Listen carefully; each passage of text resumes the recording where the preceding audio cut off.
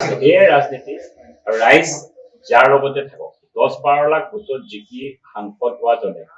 আজি যদি 25-26 হাজাৰ ভোটত নিজৰ সমষ্টিটো যিটো সমষ্টিত তেওঁ নিজে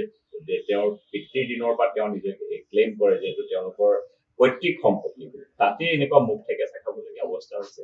কাৰণ ৰাইজ এতিয়া কংগ্ৰেছৰ লগত নাই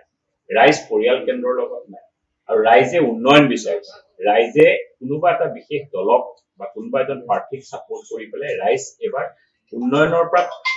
বিপক্ষে থাকিব বিচৰা ৰাইজ উন্নয়নৰ পক্ষত থাকিব বিচাৰিছে আৰু এইটো গোটেই ক্ৰেডিটটো আমি ডক্টৰ হিমন্ত বিশ্ব শৰ্মা ডাঙৰীয়াক দিওঁ কাৰণ তেখেতৰ নেতৃত্বত যোৱা 3.5 বছৰত অসমৰ যি গতি লৈছে সেই গতি প্ৰত্যেকজন সংখ্যালঘুৱেই হওক সংখ্যাগুৰুৱেই হওক প্ৰত্যেকজন মানুহ এইবাৰ তেখেতৰ প্ৰতি আশ্বস্ত হৈছে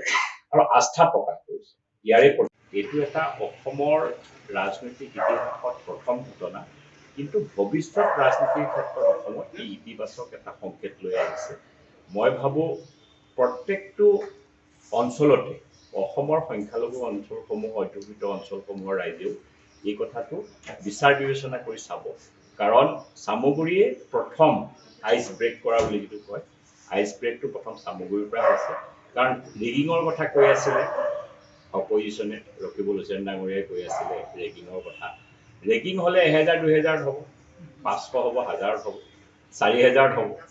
25-26 হাজাৰটো ৰেগিং হ'ব নোৱাৰে সেইকাৰণে এইটো ৰাইজৰ সহায় ৰাইজ এবাৰ গণতান্ত্ৰিকভাৱে ভোট দিবলৈ আহিছে আগতে ভয় সংশয় থাকে ভয় সংশয় ত্যাগ কৰি ৰাইজ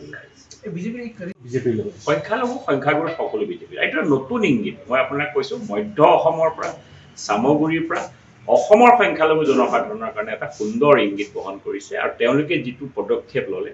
যিখিনি আস্থা আমাৰ মুখ্যমন্ত্ৰী ডাঙৰীয়াক দেখুৱালে ভাৰতীয় জনতা পাৰ্টিক দেখুৱালে তাতকৈ আৰু বিৰল আস্থা হ'ব নোৱাৰে গৌৰৱ গগৈ মেজিক অসমত নচলিব নেকি আৰু গৌৰৱ গগৈটো বিহালীত আপ্ৰাসংগিকেই হ'ল আৰু তেওঁ নিজে বাছি লোৱা বাছি লৈ সমষ্টি এটা যেতিয়া তেওঁ মুখ ঠেকেচা খাইছে ইয়াতকে আৰু কি চলিব মানে এবাৰে চলে এতিয়া 12 লাখৰ ভোটৰ মানুহজনে জানো নিজৰ সমষ্টিত 26,000 ধাৰা নাই এইবিলাকে কিন্তু ভূপেন বৰাই কৈছে যে আকৌ যদি হোটেল বিৰোধী ঐক্য বহে বিজেপি লিলিত নহয় এবাৰ হেৰিত বহিব দিয়ক ভালকে কোনোবা এখন ভাল 7 ষ্টাৰ এখন বোলে শ্ৰীলংকত ক'ৰবাত খুলি আছে বুলি শুনিছো মই তাত গৈ বহিব দিয়ক মই আপোনালোকক এইটোৱেই ক'লো মধ্য অসমৰ পৰা সামগুৰিৰ পৰা অসমৰ সংখ্যালঘু জনসাধাৰণৰ কাৰণে এটা ডাঙৰ মেছেজ গৈছে প্ৰথম মেছেজটো হ'ল যে সংখ্যালঘু ৰাইজ সদায় কংগ্ৰেছৰ বহতীয়া হৈ নাথাকে জাতি পাতি ধৰ্ম শেষ হৈ গ'ল সাম্প্ৰদায়িক মন্তব্য সকলোতকৈ মোৰ দুখ লগা কথা গোটেই কেম্পেইনটো যিহেতু মই নিৰ্বাচন পৰিচালনা সমিতিৰ অধ্যক্ষ আছিলোঁ সমষ্টিটোৰ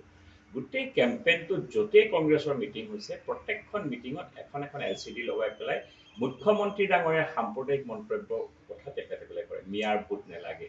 পীযুষ হাজৰিকা ডাঙৰীয়াক বেয়াকে কয় ইমান বেয়াকে তুচ্ছ তাচ্ছিল্যকে তেওঁলোকে কথা কয় যিমানে তেওঁ তুচ্ছ তাচ্ছিল্যৰ কথা ক'লে সিমানে ভোট পায় যিকোনো খবৰৰ বাবে যোগাযোগ কৰক 70901733 অথবা 7099017990 নম্বৰত